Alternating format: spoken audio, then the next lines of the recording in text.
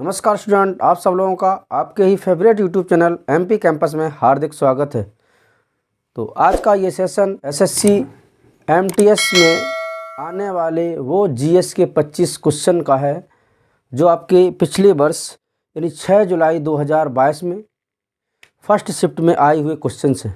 उन क्वेश्चन को हम लोग देखेंगे, रिवीजन करेंगे। तो चलिए स्टार्ट करते हैं आज का क्वेश्चन। और ये क्वेश्चन नंबर फर्स्ट है। आपकी स्क्रीन पर क्वेश्चन आएगा, वीडियो को पॉज करके आप करें और करने के बाद आप सॉल्यूशन देखें। तो देखो, फर्स्ट क्वेश्चन आपका ये रहा आपकी स्क्रीन पर। तो क्वेश्चन क्या है? क्वेश्चन है कि शिव कुमार शर्मा किस वाद्य यंत्र को बजाते थे। तो अगर बात करें शिव कुमार शर्मा,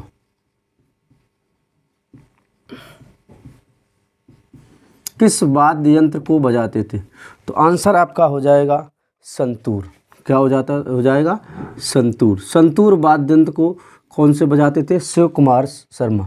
ठीक है। और संतूर का मतलब होता है, अगर आप इसका संधि विच्छेद करोगे तो इसका मतलब हो जाएगा 100 तारों वाली बीड़ा। संतूर मतलब 100 तारों वाली बीड़ा।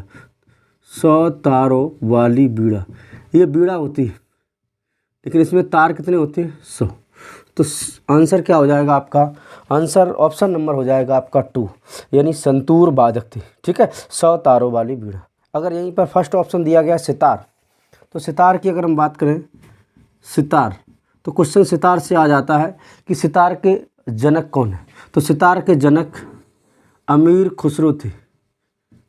अमीर खुसरो। और जिनका जन्म कहाँ हुआ था? पटियाली में। इन्हें भारत का तोता ए हिंद भी कहा जाता था। पटियाली कासगंज जिले में, पटियाली में इनका जन्म हुआ था और इन्हें तोता ए हिंद कहा जाता है। अगर हम बात करें कि जो सितार है वो किस से मिलकर बना होता है, तो ये तुम्हारा बीड़ा और तंबूरा। सितार जो बनता है बीड़ा और प्लस तंबूरा। एक बार क्वेश्चन पूछा भी गया है कि सितार किसका संयुक्त रूप है, तो बीड़ा और तंबूरा का। ये था आपका आज का क्वेश्चन नंबर फर्स्ट, शहनाई। क्वेश्चन नंबर फर्स्ट में ही एक चौथा ऑप्शन है शहनाई। तो शहनाई वादक कौन है? तो बिस्मिल्लाह खां। कौन है? बिस्मिल्लाह खां। नेक्स्ट क्वेश्चन है, निम्न में से कौन सा पदार्थ जल में अघुलनशील है, यानी ऐसा कौन सा पदार्थ है जो जल में नहीं घुलता है? दूध आपको पता है, चीनी घुलती है, नमक घुलता है, तो कौन नहीं घुलेगा? Chalk powder. यानी ऑप्शन नंबर डी हो जाएगा आपका chalk powder. Chalk powder. Chalk powder का मतलब हो गया आपका चाक पाउडर। इसे क्या कहा जाता है? कैल्शियम। इसे कहा जाता है कैल्शियम कार्बोनेट।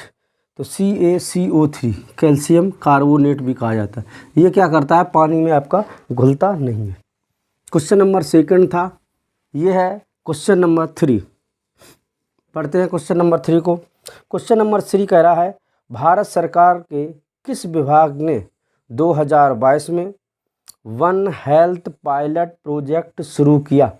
तो वन हेल्थ पायलट प्रोजेक्ट 2022 में शुरू करने वाली मंत्रालय था पशुपालन एवं डेयरी मंत्रालय। डेयरी मंत्रालय। देखो कहाँ पे शुरू किया गया? यह बेंगलुरु। बेंगलुरु, और बेंगलुरु कहाँ पर है? कर्नाटक। कर्नाटक में शुरुआत किया। इसका सहयोगी संस्था भी थी, बिल्कुल। तो भारतीय उद्योग परिसंघ के साथ साथ एक और संस्था थी, बिल एंड मेलिंडा फाउंडेशन। यानी कौन था? Bill and Melinda foundation.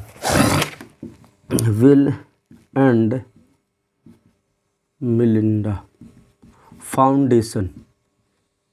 इनके सहयोग से आपका पशुपालन एवं डेयरी मंत्रालय, इसके साथ साथ में था भारतीय उद्योग परिसंघ और था बिल एंड मेलिंडा फाउंडेशन। इनके सहयोग से वन हेल्थ पायलट प्रोजेक्ट 2022 में कहाँ पर शुरू किया गया? आपका बेंगलुरु कर्नाटक में शुरू किया गया। नेक्स्ट क्वेश्चन, क्वेश्चन नंबर है 4 आपकी स्क्रीन पर। क्वेश्चन कह रहा है, निम्नलिखित में से कौन सा कृत्रिम पारिस्थितिकी तंत्र है। पारिस्थितिकी तंत्र दो प्रकार के होते हैं, एक होता है प्राकृतिक और एक है कृत्रिम। आपका आंसर पूछा गया कृत्रिम पारिस्थितिकी तंत्र कौन है, तो कृत्रिम पारिस्थितिकी तंत्र उस पारिस्थितिकी तंत्र को कहा जाता है जो मानव द्वारा बनाया जाता है। तो कौन सा मानव द्वारा बनाया गया, तो देखो ऑप्शन आपका है नंबर 1 बगीचा, नंबर 2 आपका ऑप्शन है तालाब, तीसरा ऑप्शन है झील और चौथा ऑप्शन है आपका जंगल। तो कौन सा आंसर हो जाएगा, सब लोगों को आपको पता होगा बगीचा। बगीचा कैसा होगा, कृत्रिम पारिस्थितिकी तंत्र, और बाद बाकी क्या हो जाएंगे, प्राकृतिक पारिस्थितिकी तंत्र। ठीक है, आगे देखो, आगे क्वेश्चन कह रहा है, क्वेश्चन नंबर नेक्स्ट, जनसंख्या में प्रति हजार पर महिलाओं की संख्या, यानी प्रति हजार पुरुषों पर महिलाओं की संख्या को लिंगानुपात कहा जाता है। तो आंसर क्या हो जाएगा आपका थर्ड लिंगानुपात, यानी प्रति हजार पुरुषों पर महिलाओं की संख्या को लिंगानुपात कहा जाता है। लिंगानुपात, सर्वाधिक लिंगानुपात किस राज्य का है, तो अगर बात करें सर्वाधिक लिंगानुपात हो जाएगा, लिंगानुपात किस राज्य का है, आपको पता है जहाँ पर साक्षरता ज़्यादा होगी वहाँ भेदभाव कम होगा, यानी कहाँ पर, केरल में। और सबसे कम की बात करें तो सबसे कम लिंगानुपात कहाँ पर है, तो सबसे कम है आपका हरियाणा। कहाँ पर है, हरियाणा। ठीक है, हरियाणा। ये तुम्हारा है लिंगानुपात। नेक्स्ट क्वेश्चन नंबर रहा 5, ये आपकी स्क्रीन पर क्या कह रहा, फीफा विश्व कप 2022 की मेज़बानी कौन करेगा, मतलब 2022 का क्वेश्चन है, तो इस वजह से इसी प्रकार के क्वेश्चन दिए गए, डायरेक्ट क्वेश्चन नोट किए हमने और इन क्वेश्चन को डिटेल सॉल्यूशन आपको करवाया जा रहा है। फीफा विश्व कप 2022 हो चुका है, तो लिखेंगे फीफा वर्ल्ड कप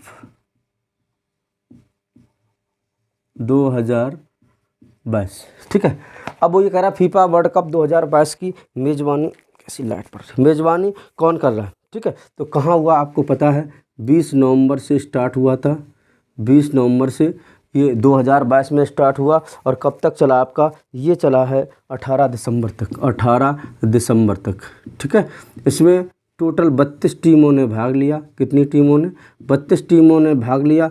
और इसका आयोजन स्थल कहाँ आयोजन हुआ, इसका आयोजन हुआ कतर। ठीक है, कतर दोहा, कहाँ पे हुआ, कतर में इसका आयोजन हुआ। इसमें जीतने वाली टीम कौन है, विजेता टीम है, विजेता टीम तुम्हारी अर्जेंटीना, और विजेता टीम अगर लिख दें यहाँ पर, और किसको हराया अर्जेंटीना ने, फ्रांस को।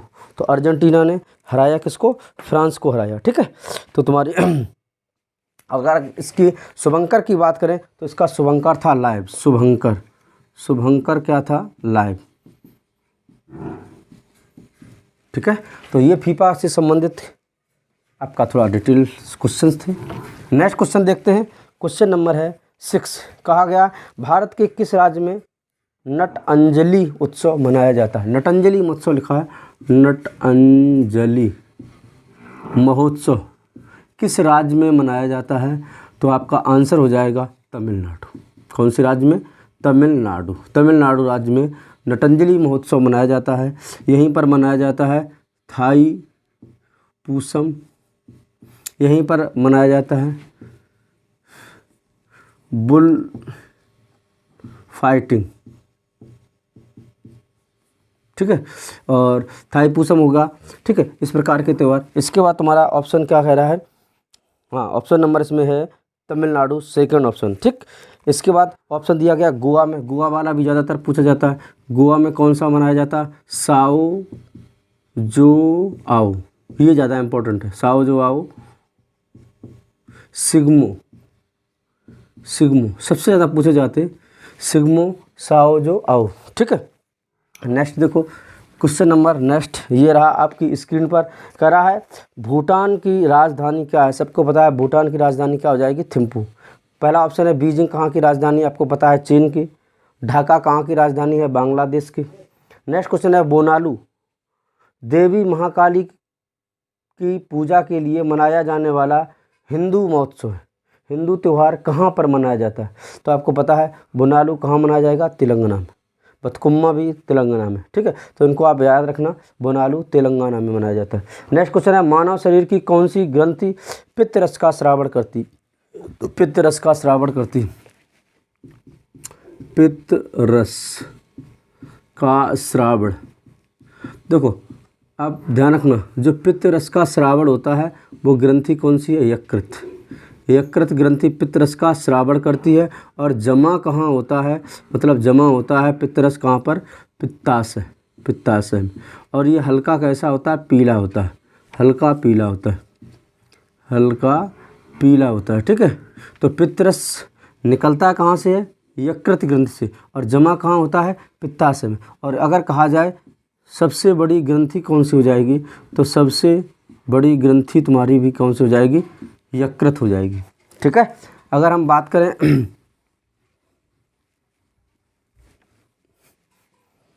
नेक्स्ट क्वेश्चन की, तो नेक्स्ट क्वेश्चन कह रहा है, अच्छा इसमें ऑप्शन ये भी था पिनियल ग्रंथि। पिनियल ग्रंथि जो तुम्हारी क्या होती है? मस्तिष्क में होती है। पीयूष ग्रंथि भी मस्तिष्क में होती है। और आग्नेयाशय ग्रंथि, देखो ग्रंथि की अगर हम बात करें, ग्रंथि हमारे शरीर में ग्रंथियाँ कितने प्रकार की होती हैं? 3 प्रकार की। एक कौन कौन सी ग्रंथि होती है?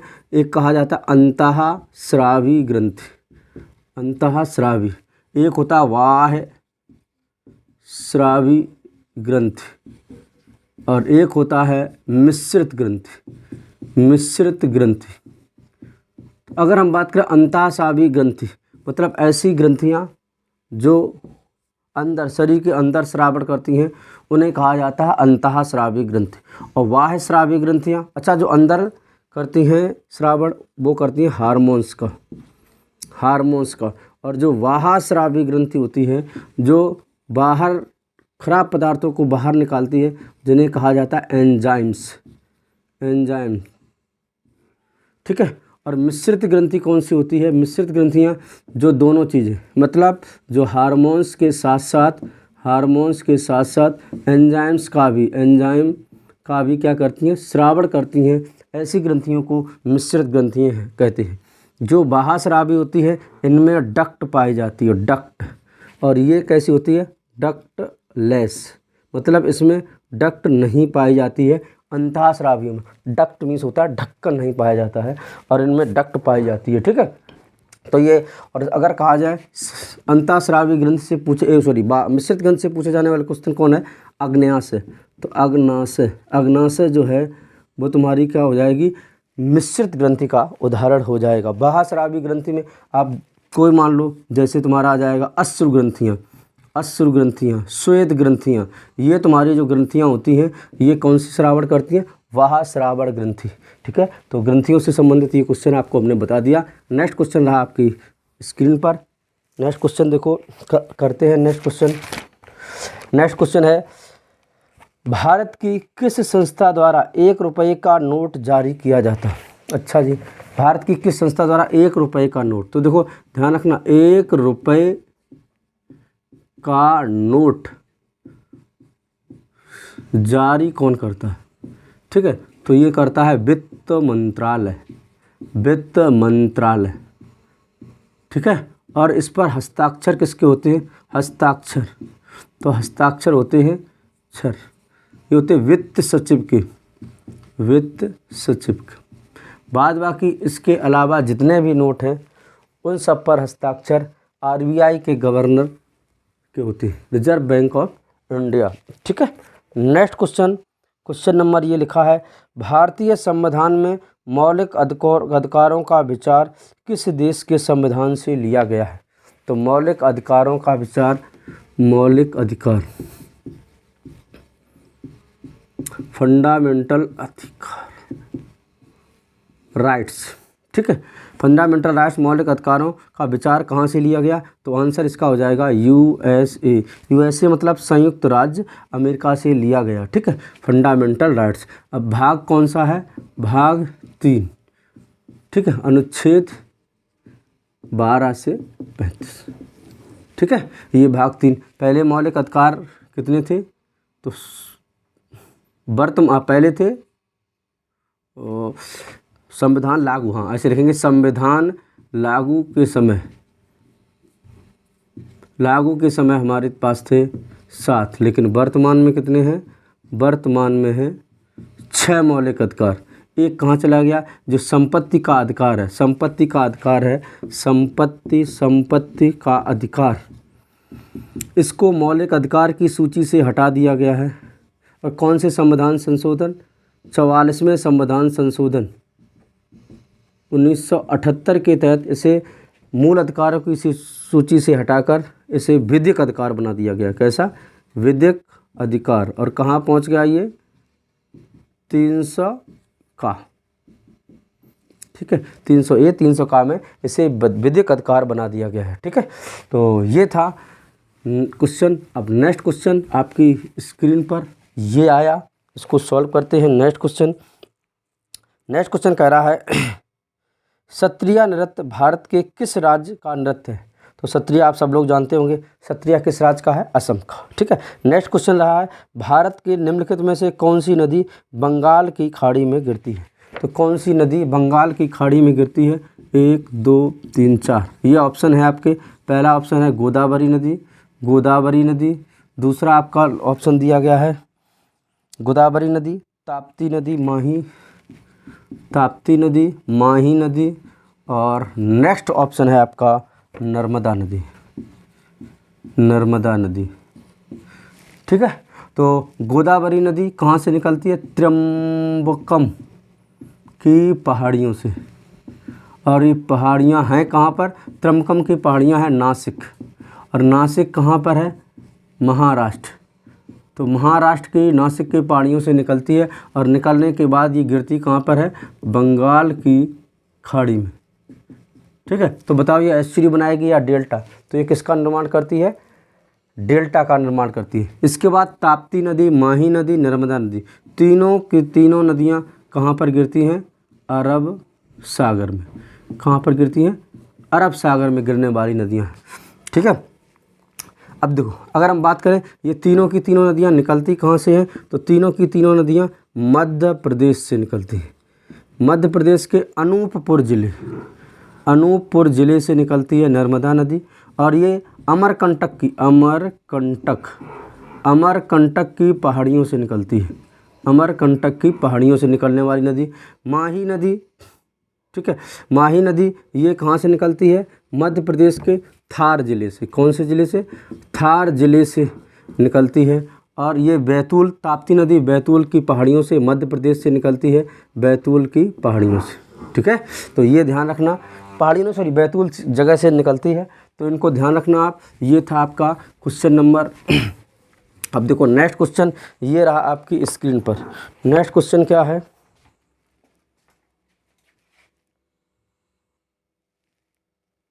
चलो नेक्स्ट क्वेश्चन रहा ये। नेक्स्ट क्वेश्चन कह रहा निम्नलिखित भारतीय नर्तकी में से कौन सी महिला को प्रथम महिला राज्यसभा के रूप में नामित किया गया? तो आप ध्यान रखना, इसका आंसर हो जाएगा एक, कौन सा हो जाएगा? रुक्मणी देवी। आगे कह रहा है टोक्यो ओलंपिक 2020 में भाला फेंक प्रतिस्पर्धा में स्वर्ण पदक किसने प्राप्त किया? तो भाला फेंक में किसने प्राप्त किया? सब लोगों को पता है, नीरज चोपड़ा। यानी ऑप्शन नंबर आपका हो जाएगा फर्स्ट। नेक्स्ट क्वेश्चन ये सीधे डायरेक्ट आंसर थे, इसमें कोई डिटेल है नहीं, इस वजह से हम सीधा सीधा आपको बता रहे। जिसमें लगता है कि डिटेल है और आगे उस डिटेल से आगे क्वेश्चन आएगा तो उन क्वेश्चन को हम डिटेल बताएंगे, बाद बाकी सीधा सीधा आपको बताते चले जा रहे। नेक्स्ट क्वेश्चन कह रहा है में सभी निर्जीव शामिल है, हवा, जल, भूमि आदि शामिल होंगे, तो तुम आप क्या कहें कैसा वातावरण होगा? अजैविक वातावरण। देखो दो प्रकार का होता है, एक जैविक और एक होता है अजैविक। आप ऐसे आम इस नहीं, जैव जिसमें जान ना हो, तो जान नहीं होगी वो क्या हो जाएगा? अजैविक। हवा, धूप, पानी, ठीक, ये सब किस में आ जाएंगे? अजैविक वातावरण। तो आंसर क्या हो जाएगा आपका? ऑप्शन नंबर 2 हो जाएगा। नेक्स्ट क्वेश्चन कह रहा किस तत्व के परमाणु की त्रिज्या सर्वाधिक होती है? अच्छा, लिथियम, नाइट्रोजन, बेरिलियम, कार्बन। देखो दिया गया है लिथियम, नाइट्रोजन,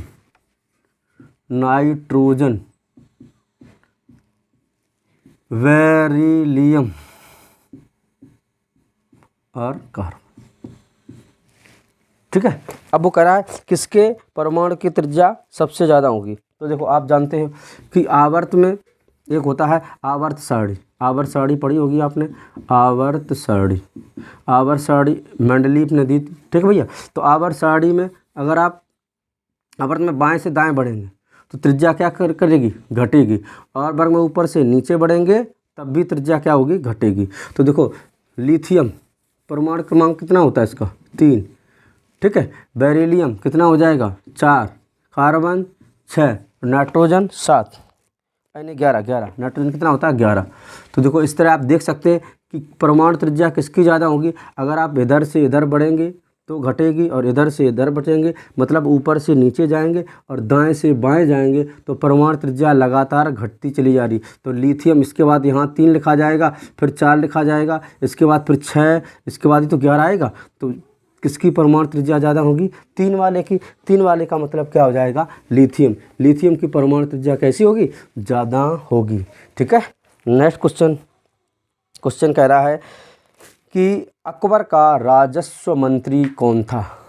तो राजस्व मंत्री कौन था, टोडरमल, ठीक है। ऑप्शन बीरबल भी दिया गया है, मान सिंह भी दिया गया है, लेकिन आंसर क्या होगा, टोडरमल। और मान सिंह कौन सा था, सैनिक मंत्री था, ठीक है।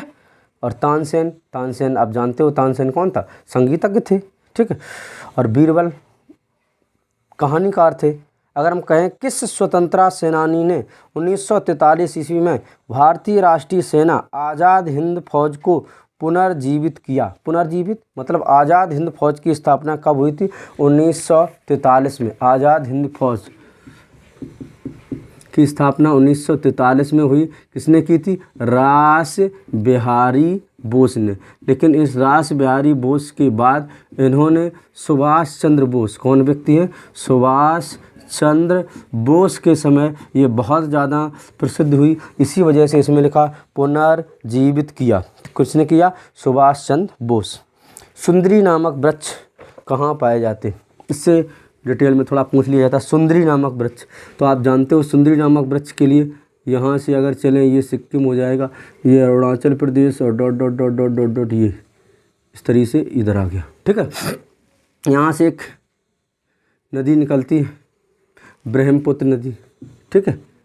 और ये जाती है आपका कहाँ पर, ये असम से होती हुई बांग्लादेश में चली जाती है, और इधर से आती है अपनी गंगा। दोनों नदियाँ यहाँ मिल जाती हैं, तो ये क्या कहलाती है, मेघना। मेघना किसकी संयुक्त धारा है, गंगा और इसकी, ठीक है, संयुक्त धारा है, ठीक। गंगा को क्या कहा जाता है, पद्मा, कहाँ पर, बांग्लादेश में। और बांग्लादेश में इसे क्या कहेगा, जमुना। इन दोनों की संयुक्त धारा क्या हो जाएगी, मेघना। और यहीं पर वृक्ष पाए जाते हैं, यहीं पर सुंदरी नामक वृक्ष पाए जाते हैं, सुंदरी नामक वृक्ष पाए जाते हैं। और दलदली भूमि होने के कारण यहाँ पर कौन सी गैस निकलती है, मार्स गैस, जिसे कहा जाता है मेथेन गैस। लेकिन हम अपने क्वेश्चन के अनुसार चलेंगे, इसको बताएंगे तो डिटेल लगभग आधा घंटा इसी को बताने में हो जाएगा। तो इस वजह से अपने क्वेश्चन का आंसर देखते हैं। क्वेश्चन करा सुंदरी वृक्ष कहाँ पाए जाएंगे, तो कौन कौन सा बोलो, गंगा, ब्रह्मपुत्र, डेल्टा। गंगा, ये तुम्हारी गंगा नदी, ये ब्रह्मपुत्र नदी, दोनों आकर जहाँ मिलती हैं तो गंगा ब्रह्मपुत्र डेल्टा पर पाए जाएंगे सुंदरी नामक वृक्ष। अगला क्वेश्चन है क्वेश्चन नंबर 21। हाल ही में बंगाल की खाड़ी में आए तूफान सीतांग का नामकरण किसने किया। तो भैया सीतांग नामकरण किसने किया था, तो ध्यान रखना, जो सीतांग का नामकरण किया, सीतांग थाईलैंड ने। किसने किया, थाईलैंड ने सीतांग का नामकरण किया। अगला क्वेश्चन है अंतर्राष्ट्रीय हॉकी संघ के नए अध्यक्ष कौन है। तो अंतर्राष्ट्रीय हॉकी संघ के नए अध्यक्ष हैं मोहम्मद तैयब इकराम। कौन है, मोहम्मद तैयब इकराम। यानी 22 का आंसर नंबर तुम्हारा हो जाएगा फर्स्ट, हो जाएगा मोहम्मद तैयब इकराम, फर्स्ट ऑप्शन हो जाएगा। और दिलीप टर्की भारत की, ठीक है। नेक्स्ट क्वेश्चन है दुनिया का सबसे ऊंचाई पर स्थित मतदाता केंद्र कहाँ है। तो हिमाचल प्रदेश में। किस जगह है, हिमाचल प्रदेश में। अगला क्वेश्चन है भारत के स्टीलमैन जिनका हाल ही में निधन हो गया कौन थे। तो स्टीलमैन ऑफ इंडिया किसे कहा जाता है, जमशेद ईरानी को कहा जाता है। और लास्ट क्वेश्चन, स्कूल चलो अभियान कहाँ से यूपी में शुरू हुआ। तो श्रावस्ती ज़िले से। कहाँ से हुआ, श्रावस्ती ज़िले से स्टार्ट हुआ। तो आज के ये 25 क्वेश्चन थे, थोड़े इंटरेस्टिंग कम थे, लेकिन आए हुए प्रीवियस ईयर्स के क्वेश्चन हैं। ऐसे क्वेश्चन धीरे धीरे हम करते चले जाएंगे। और आज से आपका मैथ का टॉपिक वाइज सिलेबस स्टार्ट होगा। आप इसको ज़रूर देखेंगे। और आज आपको मैथ में पढ़ाएंगे ट्रायंगल, त्रिभुज। त्रिभुज क्या होता है, और बड़े शॉर्ट तरीके से, अगर आपको नहीं भी मैथ आता है तो 100% बाद आपको मैथ आएगा। ठीक है।